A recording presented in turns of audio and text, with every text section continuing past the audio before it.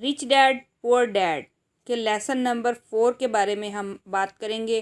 History of taxes and the power of corporation, टैक्सों की तारीख और कारपोरेशन की कुव्वत। इस सबक में हम देखेंगे कि किस तरह टैक्सेस जनरेट होते हैं, कारपोरेशन किस तरह इसको हैंडल करते हैं।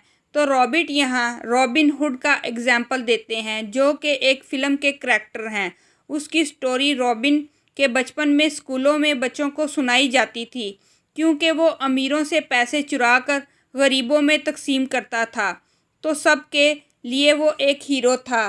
रॉबिट के पुअर डैड का हमेशा से ये कहना था कि अमीर लोग बुरे होते हैं, गलत तरीक़ों से पैसा कमाते हैं, तो अमीरों का पैसा लेकर गरीबों में तकसीम करना चाहिए और अमीरों को टैक्स भी ज़्यादा देना चाहिए ताकि कारपोरेशन के पास पैसे आएँ।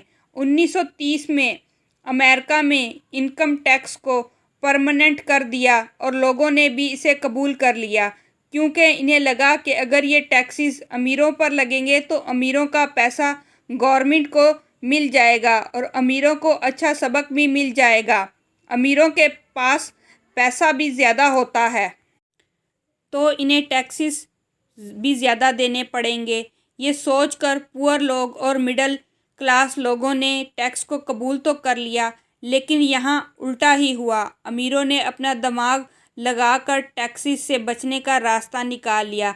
अमीर तो टैक्स से बच निकले, लेकिन पुअर और मिडिल क्लास लोग नहीं बच पाए, वही सबसे ज़्यादा परेशान होते।